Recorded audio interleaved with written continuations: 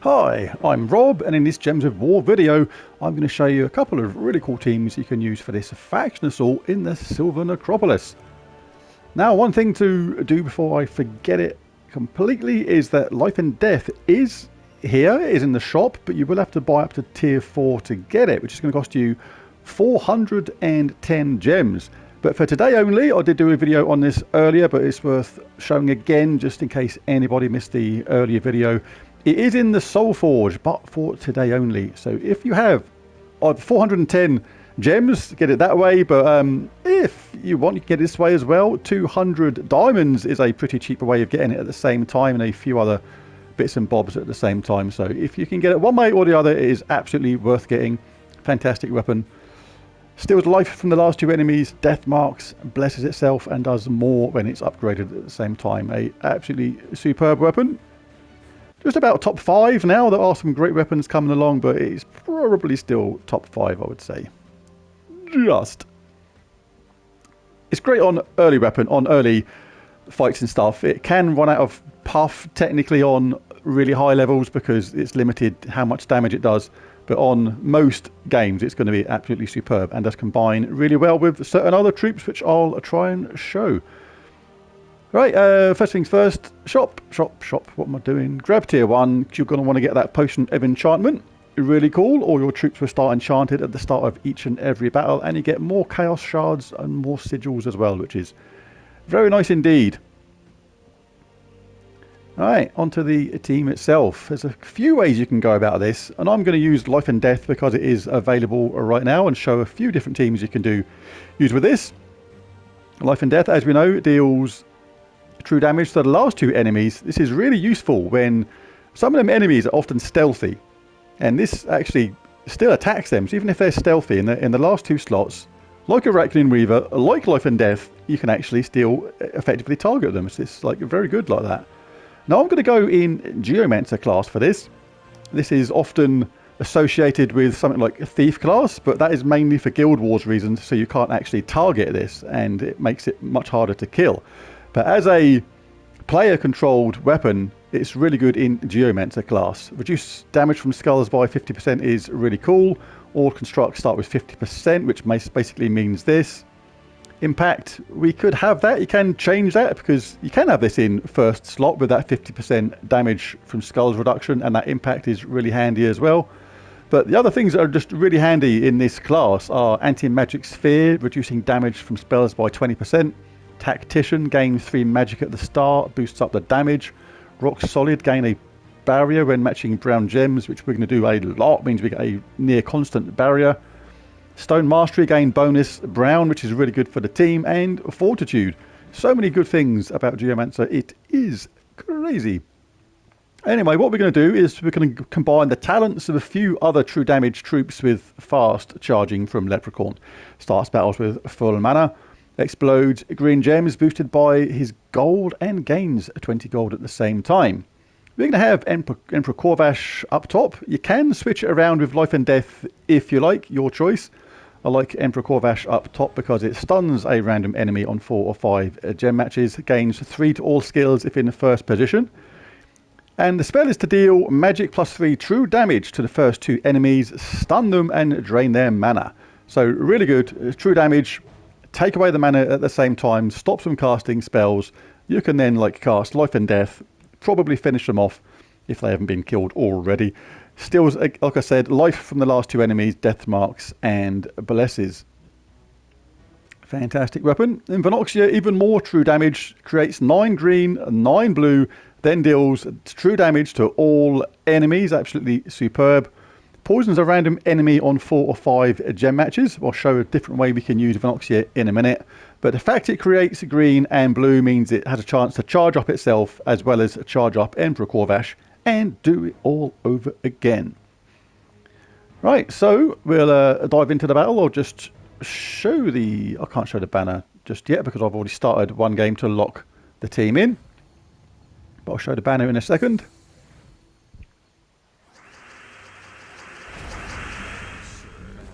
There we go. The banner I went for was +2 brown, +1 purple, -1 yellow or +1 green. I've got bonuses from here, there and everywhere. I'll look at the banner properly in a minute.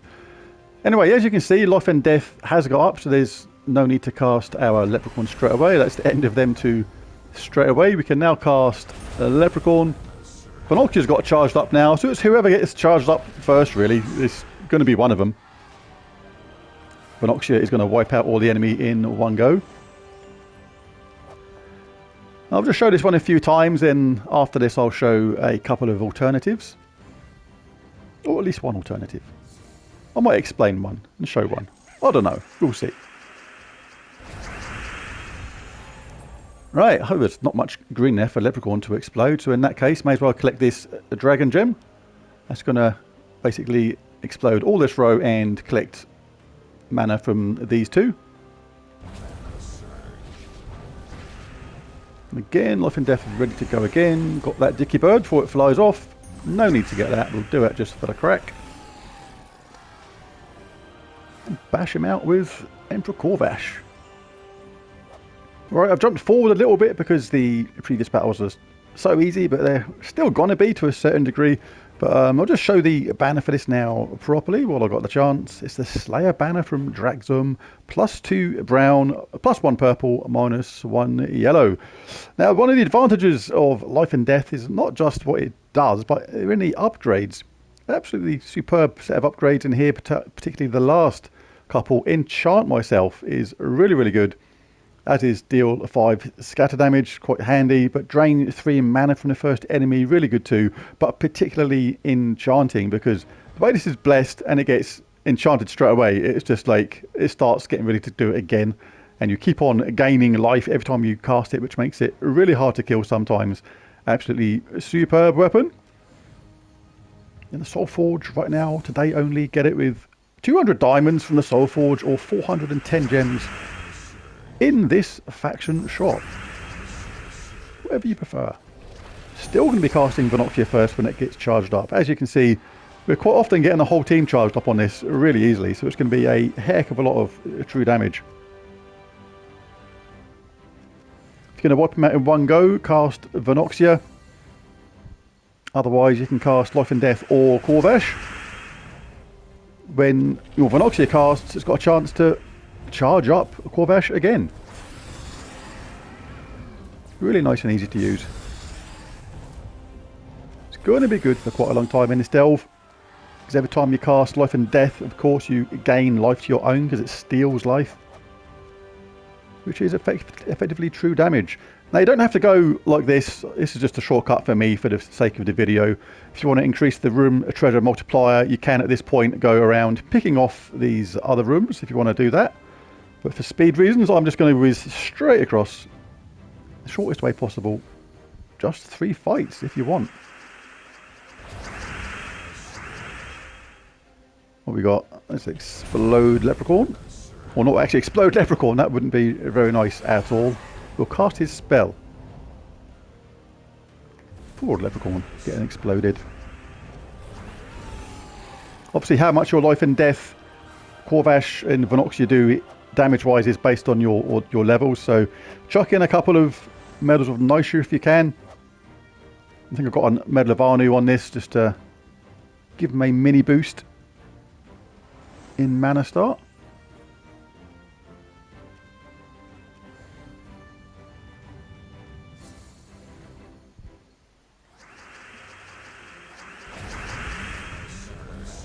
There you go, Life and Death and Corvash up straight away. If either of these troops were empowered or ready to cast, you would cast Corvash first, because that's going to drain their mana if it didn't kill them immediately. And then cast Life and Death and just win. Really, really easy. It will get harder later on though, remember. It's not like it's easy now, depending upon how far you go, but you're not always going to be one-shotting the opponent like that.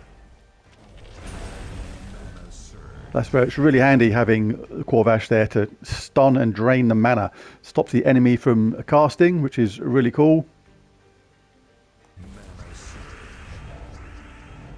Like now, 6 out of 12. We're going to kill him anyway, but the point is, if your stats aren't as high as mine, for example, and you're not going to kill him outright, it is often best to cast your Emperor Corvash first to make sure that you drain that mana. Stop the enemy from casting a spell. Pick up any 4 matches along the way at the same time. That's going to have multiple benefits. Stun a random enemy on 4 or 5 gem matches. Poison a random enemy on 4 or 5 gem matches. Small but helpful.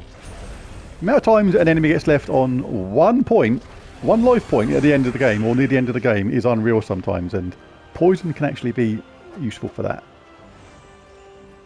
And if you don't have a Venoxia, you can chuck in a Basilisk instead. Or likewise, if you want something different, if you don't have a Emperor Corvash, you can chuck in a Basilisk, and I'll explain why that is good. Basilisk deals true damage to an enemy, but if the enemy is poisoned, deal double damage. Then deal true damage again. If they are stunned, deal double damage. So this works if you don't have a Venoxia or a Corvash. If, for example, you don't have an Emperor Corvash and you pop Basilisk in where Corvash was, then you're going to get the extra damage a lot of the time because Venoxia poisons a random enemy on 4 or 5 gem matches, and then Basilisk can do a load of extra damage. Vice versa, if you don't have a Venoxia, you can put in a Basilisk where Venoxia was, and then when Emperor Corvash stuns them, you make sure you cast that first. You can use a Basilisk to deal double damage if they're stunned. So if you don't have a Venoxia or a Corvash, you can chuck in a Basilisk and still get a really, really cool effect from him instead. So there it is. There's the video. I don't think I need to show any more. It's clear how that team works, I think, and it is very nice indeed with those extra options regarding a Basilisk. If you enjoyed the video, be sure to click that like and subscribe button if you've not done so already. It really does help. But most of all, thanks for watching, and I'll catch you again next time. Bye for now.